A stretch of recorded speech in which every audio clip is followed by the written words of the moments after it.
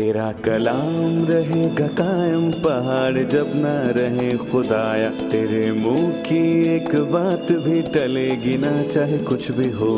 तेरी मान दिए है जिंदा सोने से भी कीमती, मेरा दिल ये दे गवाही है ये किताब अजीम। नाज़िल करे अपना कलाम, शिकस्ता दिलों को सुकून मिले, तारीखी दूर हो मेरी राहें रोशन कर। दिल अपना कलाम कसरत से ए खुदा बदल दे, रिहाई दे कसरत से फल मिलाओ, कलाम रहेगा कायम पहाड़। अजीज नाजरीन, मैं अयाद ज़रीफ आप तमाम देखने वालों को हमारे रोज़ के बाइबली मुतालियाती प्रोग्राम की नई किस्त में खुशामदीद कहता हूँ। जैसा कि आप जानते हैं कि इस प्रोग्राम में हम बाइबल मुकद्दस की तमाम किताबों यानी पैदाइश ता मुकाशफा तफसीली मुताला पेश कर रहे हैं। अभी हम पुराने अहदनामे की नबूती कुतब में से मीका की किताब का मुताला कर रहे हैं। ये पुराने अहदनामे की कुतब में से छोटे अंबिया की लिखी गई किताबों में से एक है और आज हम छठे बाब की पहली 5 आयात का मुताला करेंगे। प्रोग्राम का बाकायदा आगाज़ करने से पहले मैं खुदावंद के खादमीन भाई एलिया और भाई ईसा का खैर मकदम करूँगा। आप दोनों को खुशामदीद। जी शुक्रिया। आप कैसे हैं? बिल्कुल ठीक। और हमारे दीगर मेहमानों को भी खुशामदीद। भाई उसामा, मैं चाहता हूं कि आप हमें छठे बाब के मरकज़ी मौजू के मुतल्लिक बताएं। जी, हम मीका नबी की किताब के तीसरे और आखिरी हिस्सा पर पहुंच चुके हैं और हर हिस्सा सुनो से शुरू होता है और दूसरे हिस्से का इख्तिताम 5वें बाब पर हुआ। उसमें उन कौमों पर खुदावंद के गज़ब का बयान है जो शिनवा नहीं होते, इसलिए तीसरे हिस्से से सुनो से शुरू होता है। खुदावंद के कहर और गज़ब के बावजूद वो अपने लोगों से मुखातिब हुआ। खुदावंद ने लोगों पर दावा किया। मीका नबी ने खुदा की जानिब से बोला। देखें, दर हकीकत नबी का काम है कि खुदावंद का काम लोगों तक पहुँचाए। काहिन का काम है कि लोगों की जानिब से खुदा से बात करे। उसने छठे बाब के आगाज़ में लिखा है कि वो उन पर हाजत साबित करेगा। खुदावंद ने लोगों को उनके काम और अपनी भलाई याद करवाई। हर वक्त खुदावंद की वफ़ादारी की याद है कि हम 3 ता 5 आयत इसको पढ़ते हैं और ये अल्फाज खुदावंद की वफ़ादारी की याद दिलाते हैं और इसलिए मीका नबी ने खुदा का बंदा होते हुए खुदा से ये सवाल किए कि उसकी वफ़ादारी पर हम उसको कैसे खुश कर सकते हैं। और देखें कि मीका नबी ने खुदा का बंदा होते हुए खुदा से ये सवाल किए कि हम उसकी इस वफ़ादारी पर उसको कैसे खुश कर सकते हैं। देखें, खुदावंद को लोगों से क्या चाहिए। जब हम 6 ता 8वीं आयत इसको पढ़ते हैं, आखिरकार खुदावंद ने लोगों के काम का बताया और ये भी कि वो उनसे क्या चाहता है। फिर बाब की 9वीं आयत से आखिर तक ये कि उन्होंने सारी तारीख में क्या किया है, क्योंकि वो शुरू से यहाँ आखिरी आयत तक यही पूछता है कि उन्होंने क्या किया है। शुक्रिया भाई एलिया। जैसा कि हम जानते हैं कि पहली आयत से इस दावे का पहला हिस्सा है, मीका नबी ने खुदा की जगह बात की। अब खुदावंद का फरमान सुन, उठ पहाड़ों के सामने मुबासा कर और सब टीले तेरी आवाज़ सुने। ए पहाड़ों, ए ज़मीन की मोहकम बुनियादों, खुदावंद का दावा सुनो, क्योंकि खुदावंद अपने लोगों पर दावा करता है और वो इसराइल पर हुज्जत साबित करेगा। भाई एलिया, उसने पहाड़ों और टीलों के लिए ये अल्फाज क्यों लिखे, इसके मुतालिक बताएं। हमने उसकी तारीफ से सीखा, जैसा कि उसामा भाई ने कहा, कि खुदावंद ने तीसरे हिस्से में ऐसी ही बात की जैसे किताब के शुरू यानी कि पहले हिस्से में कहा था और वही अल्फाज इस्तेमाल किए, बिल्कुल वही अल्फाज। उसने खुदावंद ही के अल्फाज इस्तेमाल किए। जैसा कि पहले बाब में लिखा है कि खुदावंद उन पर अदालत करेगा और उनकी सब बुराइयों को गवाह बनाएगा और उन्होंने खुदावंद के खिलाफ गुनाह किया। और यहाँ खुदावंद ने जज की तरह बात नहीं की बल्कि गवाह बना, लेकिन उसने, मैं कहूँगा कि मीका नबी को गवाह के तौर पर इस्तेमाल किया कि لوگوں کو اس کا پیغام دے، اور اس نے پہاڑوں اور ٹیلوں کو گواہ بنایا۔ پہاڑوں ٹیلوں۔ اور ٹیلوں کو دیکھیں تو ہمیں معلوم ہوتا ہے خدا اس فطرت سے بات کرتا ہے۔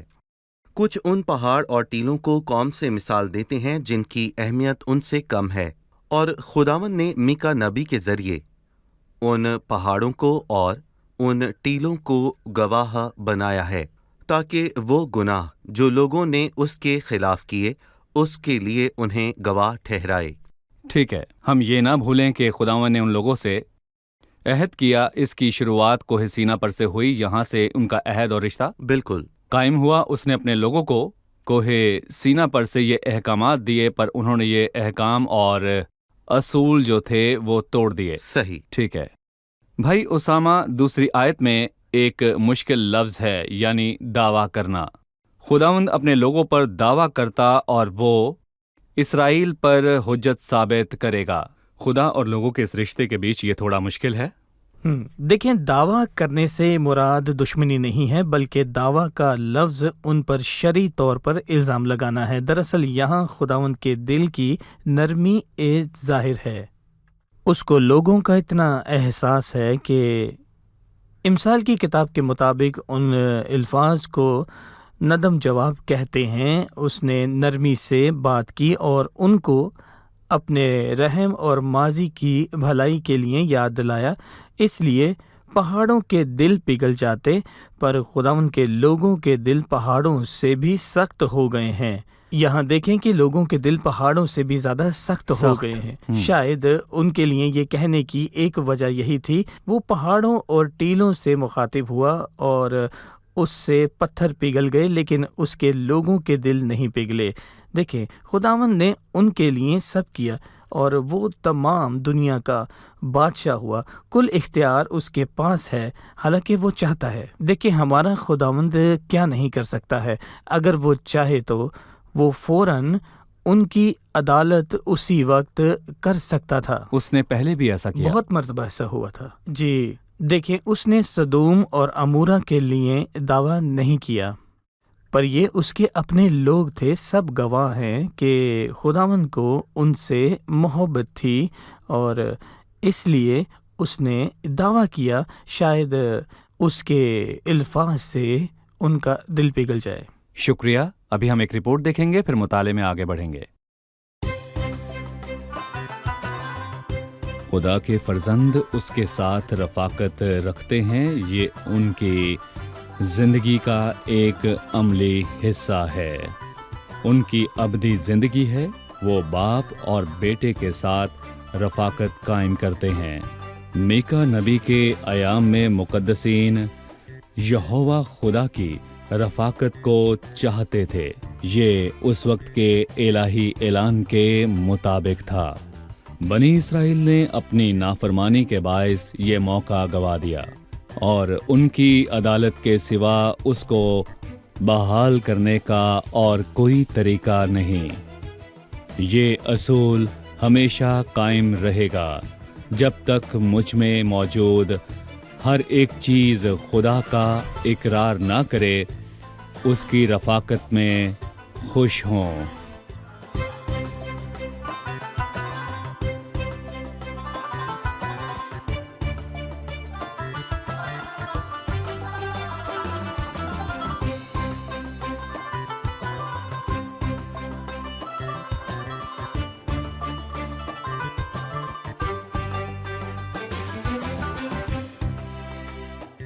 ہم نے تعارف میں بھائی اسامہ سے سیکھا کہ پہلے حصے میں یہ سب بیان ہے کہ خداوند نے کیا کیا۔ پھر تیسری آیت میں سوال ہے، اے میرے لوگو، میں نے تم سے کیا کیا ہے اور تم کو کس بات میں آزردہ کیا ہے، مجھ پر ثابت کرو۔ خداوند نے اپنے لوگوں سے کیا کیا؟ بھائی ایلیا، پھر باپ کی تیسری آیت سے یہ حصہ شروع ہوتا ہے۔ اس نے بتایا کہ خداوند نے ان سے کیا کیا۔ اس بارے میں آپ کیا کہیں گے؟ ہم جانتے ہیں کہ اس کا اندازہ پہلی آیت سے مختلف ہے۔ پہلی 2 آیات میں خداوند نے میکا نبی کو وکیل کے طور پر استعمال کیا، اور میں یہاں پر یہ کہنا چاہوں گا کہ یہاں اس کا اندازہ بہت زیادہ مختلف ہے۔ اس میں ان کا رشتہ موجود ہے، आओ हम جیسا वहां کہ لکھا हुज्जत ہے करें। انہوں نے حجت کی۔ اور بھائی اگر آپ ان الفاظ کو دیکھیں تو لگتا ہے کہ ایک وفادار شوہر اپنی بیوی سے بات کر رہا ہے۔ خداوند نے ان کے ساتھ وفاداری کی۔ خداوند نے پوچھا کہ لوگ اس سے دور کیوں ہوئے، اور خداوند نے ان سے پوچھا کہ بت پرستی کرنے کی دراصل اصل وجہ کیا تھی کہ وہ خداوند سے دور ہوئے۔ خداوند نے کہا مجھے ثابت کرو۔ خداوند نے ان سے نرمی کے ساتھ بات کی، وہ لوگوں کے ساتھ نرمی سے پیش آیا۔ ان کی حالت ایسی تھی، اس کے باوجود اپنے میرے لوگ کہا۔ ان لوگوں نے اس استحقاق کا غلط استعمال کیا۔ ٹھیک ہے، مطلب اس نے ان لوگوں سے کہا، اے میرے لوگو، میں نے تم سے کیا کیا ہے اور تم کو کس بات سے آزردہ کیا؟ آزردہ یعنی کیا۔ ان کو کس چیز سے پریشان کیا، کیسے پریشان کیا؟ خداوند ان کو بتانا چاہتا ہے کہ لوگوں نے تاریخ میں کتنی مرتبہ اس کو پریشان کیا، اس کو غضبناک کیا۔ صحیح۔ اس نے فرمایا تم کو کس بات میں آزردہ ہے؟ خداوند اور اس کے لوگوں کے درمیان ایک نزدیکی رشتہ ہے۔ ان پر الزام نہیں لگایا، بلکہ ان سے پوچھا میں نے کیا کیا جی ہے۔ ٹھیک ہے بھائی اسامہ، چوتھی آیت میں اس نے ذکر کیا کہ وہ لوگوں کو ملک مصر سے نکال لایا۔ لکھا ہے کیونکہ میں تم کو ملک مصر سے نکال لایا اور غلامی کے گھر سے فدیہ دے کر چھڑا لایا، اور تمہارے آگے موسیٰ اور ہارون اور مریم کو بھیجا۔ اے میرے لوگو، یاد کرو کہ شاہ مواب بلق نے کیا مشورت کی، اور بلام بن باور نے اسے کیا جواب دیا، اور شتیم اور جلجال تک کیا کیا ہوا، تاکہ خداوند کی صداقت سے واقف ہو جاؤ۔ اس نے شروعات کی طرف اشارہ کیا، وہ ان کو ملک مصر سے غلامی کی حالت سے نکال لایا۔ دیکھیں تیسری آیت کے آخر میں لکھا ہے مجھ پر ثابت کرو، لیکن اس نے ان کا جواب کا انتظار نہ کیا، کیونکہ تاریخ لوگوں کے ساتھ خدا کی وفاداری کا ثبوت ہے اور وہ دیتی ہے۔ پہلے باپ میں خداوند نے ان کے خلاف گواہی دی، ان کے خلاف بہت سی باتیں تھیں جن کا لوگوں کے پاس کوئی جواب نہ تھا، پر خداوند کے خلاف ایک بھی ثبوت نہ تھا، اسی لیے اس نے جواب کا انتظار نہ کیا، بلکہ تاریخ کو یاد کرواتے ہوئے مصر کی غلامی یاد کروائی تھی کہ جب وہ مصر کی غلامی میں اپنا وقت گزار رہے تھے، بھٹوں پر جی بھٹوں پر کام کرتے تھے، انہوں نے ذلت برداشت کی کہ اور بہت سے دکھ بھی سہے، اور خداوند نے کہا کہ میں نے اپنے لوگوں کی تکلیف جو مصر میں ہیں خوب دیکھی اور ان کی فریاد سنی، اور میں ان کے دکھوں کو جانتا ہوں۔ دیکھیں خدا نے اپنے لوگوں کو مصر کی غلامی سے چھڑایا، ان کا کفارہ دیا، فدیہ دیا، برے کے خون سے ان کا فدیہ دیا، اور بیابان میں ان کے ساتھ ساتھ رہا، ان کے لیے من فراہم کیا، ان کو چٹان میں سے پانی مہیا کیا۔ جب مواب ان کے خلاف کھڑا ہوا، بلام جھوٹا نبی، پیسے سے محبت رکھنے والا ظاہر ہوا، تو خداوند نے اس کو ان کے لیے برکت میں تبدیل کیا۔ ششتم کے سفر کے اختتام پر آخری مرحلہ ججال کے بیچ انہوں نے دریائے یردن اور بحر کلزم پار کیا۔ خداوند کی بھلائی ان کے ساتھ ساتھ رہی تھی، اور آپ دیکھیں کہ بھائی ایاد کے خداوند ان کو بہت سی مصیبتوں سے بچا کر مصر کی غلامی سے چھڑا لایا تھا۔ ٹھیک ہے بھائی ایلیا نے بلام بن بلور کے واقعے کا تذکرہ کیا۔ میں کلام میں سے اس تاریخی واقعے کے متعلق جاننا چاہتا ہوں، آپ مجھے اس کے بارے میں بتائیں۔ دیکھیں بھائی، بلاک اور بلام کا یہ واقعہ پرانے عہد نامے میں ایک سے زیادہ مرتبہ آتا ہے، اور نئے عہد نامے میں بھی اس کے کچھ حوالہ جات موجود ہیں، جبکہ میں کہوں گا کہ اس کی تاریخی تفصیل گنتی کی کتاب کے 22 تا 24 میں موجود ہے۔ یقیناً اس موضوع پر بات ہوئی کہ یہ لوگ بیابان میں تھے اور وعدے کی سرزمین تک پہنچنے تک خدا ان کے ساتھ رہا۔ صحیح۔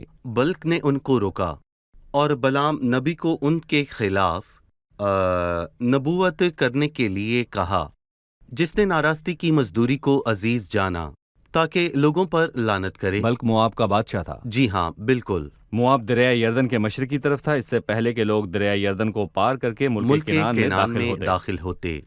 در حقیقت خدا کے پاس کل اختیار ہے، پر اس نے بلام کو بلق کے پاس جانے سے روکا۔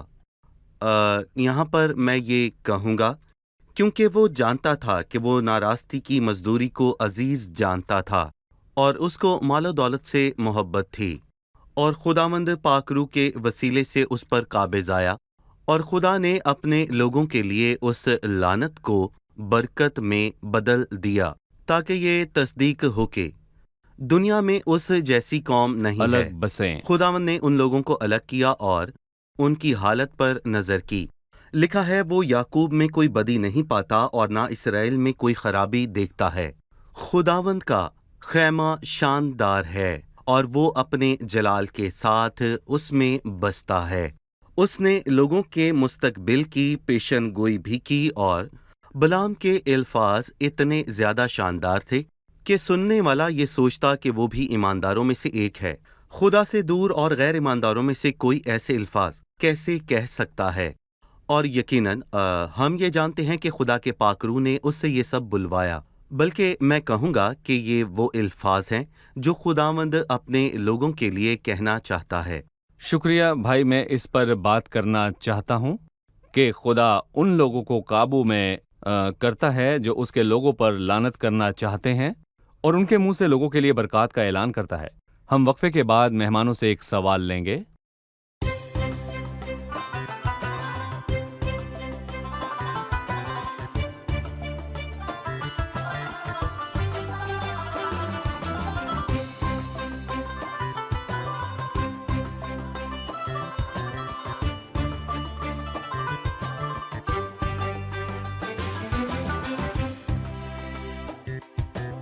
چوتھی آیت کا آخری حصہ ہے، تمہارے آگے موسیٰ اور ہارون اور مریم کو بھیجا۔ ہم موسیٰ اور ہارون اور مریم کے کردار کے متعلق جاننا چاہتے ہیں، خاص کر مریم کا۔ جی بھائی۔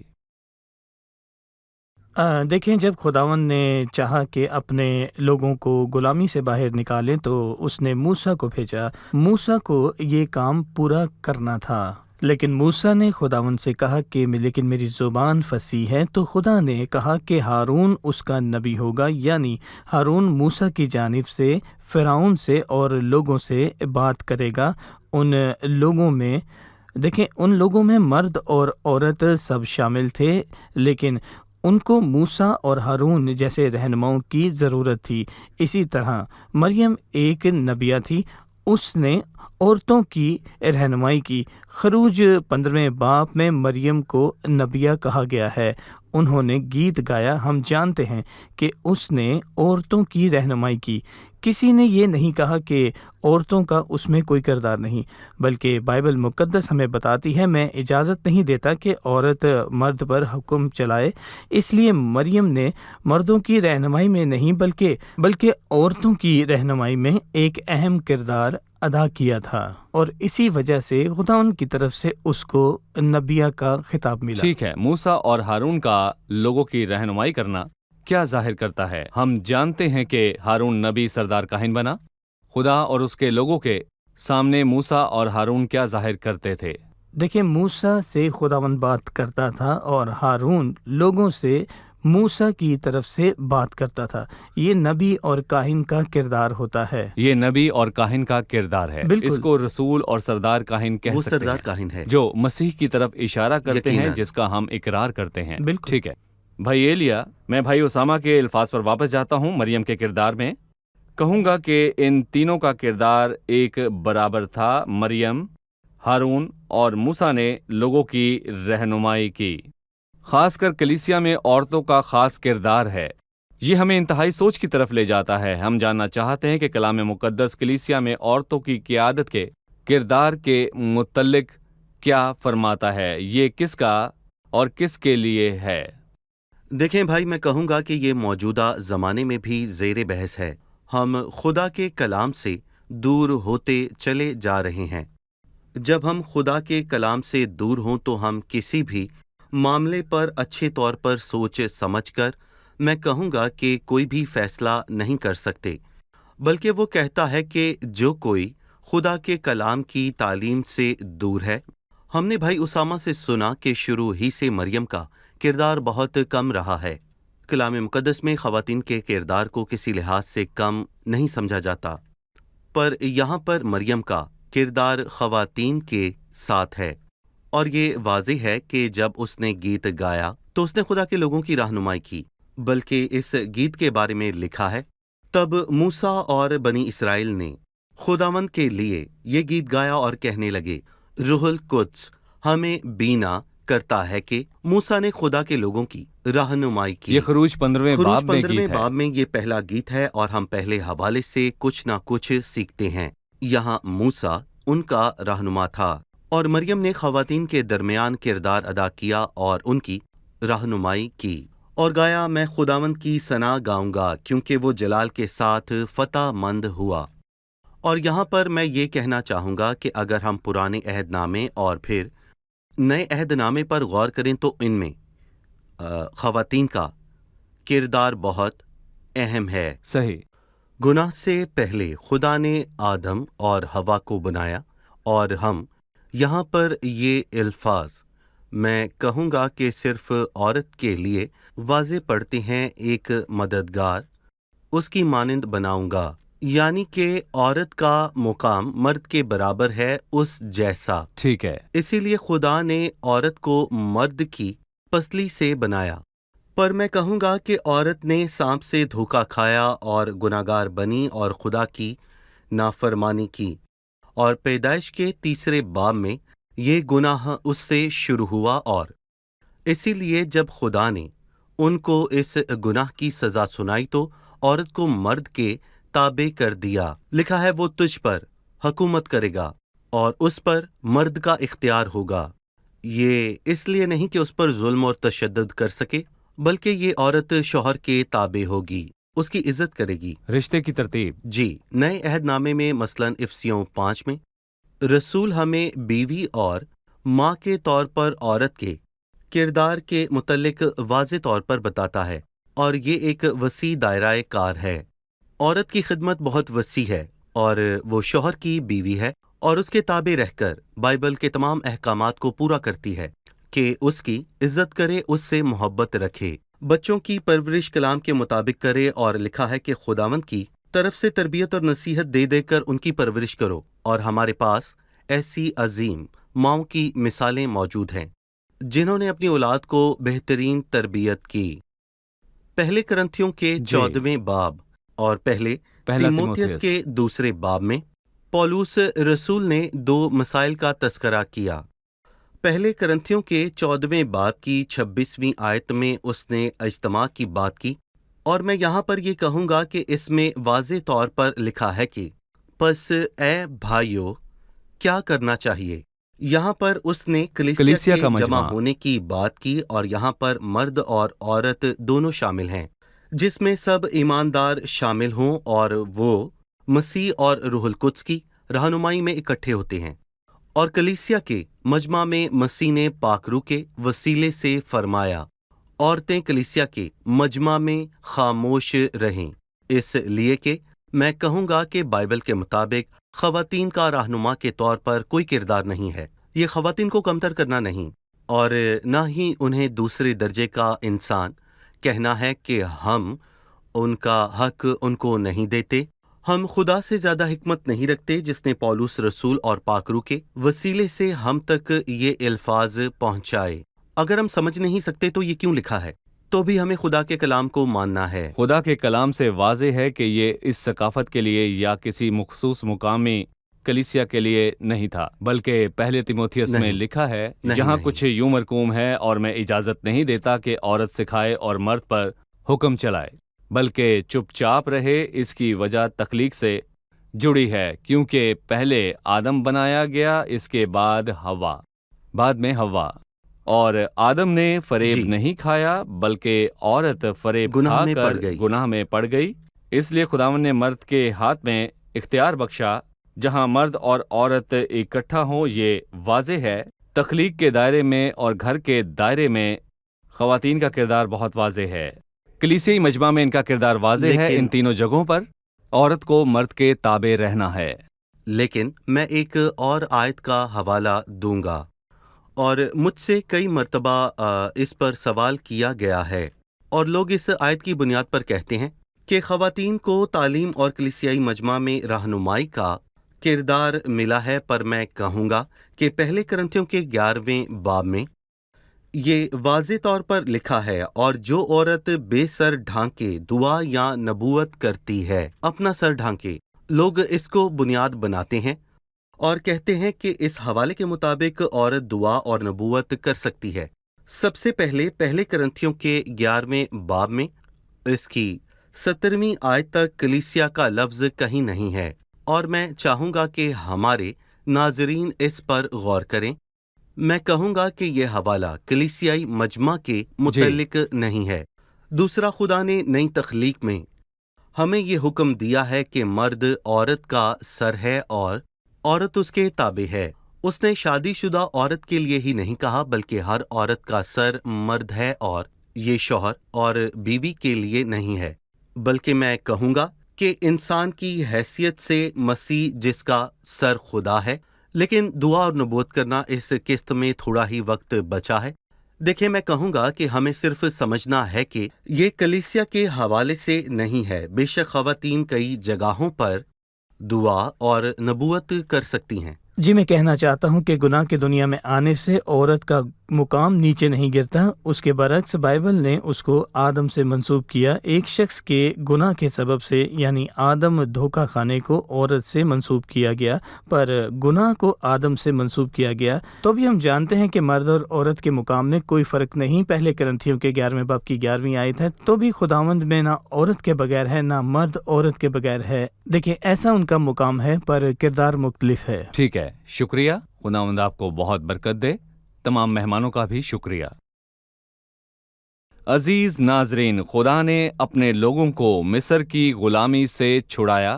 یہی ہمارے مطالعے کا موضوع ہے۔ اس نے موسیٰ کو فرمایا، میں نے اپنے لوگوں کی تکلیف جو مصر میں ہیں خوب دیکھی، اور ان کی فریاد سنی، اور میں ان کے دکھوں کو جانتا ہوں، اور میں اترا ہوں کہ ان کو مصریوں کے ہاتھ سے چھڑاؤں۔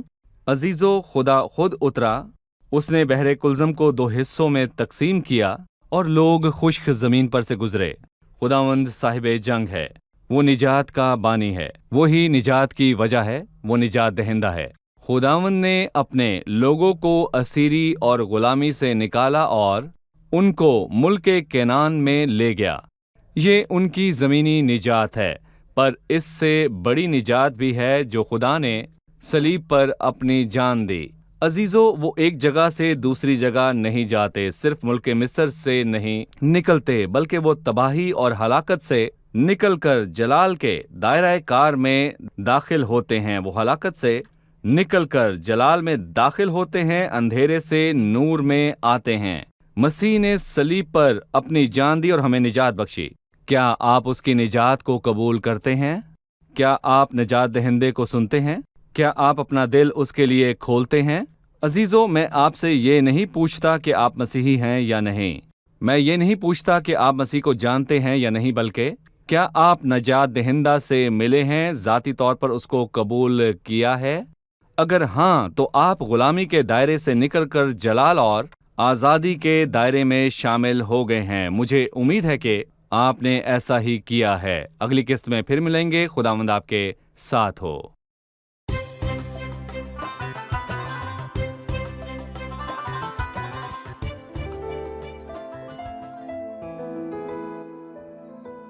تیرا کلام رہے گا قائم، پہاڑ جب نہ رہے خدایا، تیرے منہ کی ایک بات بھی ٹلے گی نہ، چاہے کچھ بھی ہو۔